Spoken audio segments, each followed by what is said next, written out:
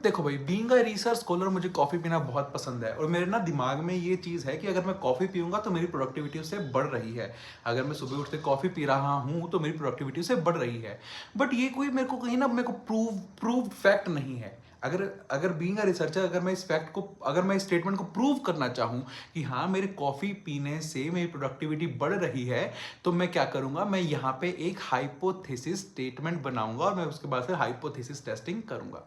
अब hypothesis statement कैसे बनती है? हमारे पास दो हाइपोथेसिस स्टेटमेंट बनती है, एक नल हाइपोथेसिस और एक ऑल्टरनेटिव हाइपोथेसिस। अब नल हाइपोथेसिस का मतलब क्या होता है कि मैं एक ऐसा दो वेरिएबल्स के बीच में रिलेशनशिप बोलूंगा कि इनमें कोई रिलेशनशिप नहीं है, और मेरी ऑल्टरनेटिव हाइपोथेसिस क्या होगी कि हाँ इन दो वेरिएबल्स के बीच में एक रिलेशनशिप है। अगर मैं कॉफी और प्रोडक्टिविटी वाला एग्जांपल उठा के बताऊं तो मैं नल स्टेटमेंट बनाऊंगा जिसमें मैं दोनों के बीच में कोई रिलेशनशिप नहीं बताऊंगा, that there is no significant relationship between my drinking coffee and my increasing productivity, की कोई रिलेशनशिप नहीं है। और मेरी ऑल्टरनेटिव हाइपोथेसिस क्या बनेगी, there is a significant relationship between my drinking coffee and my productivity. I hope आपको समझ आया होगा।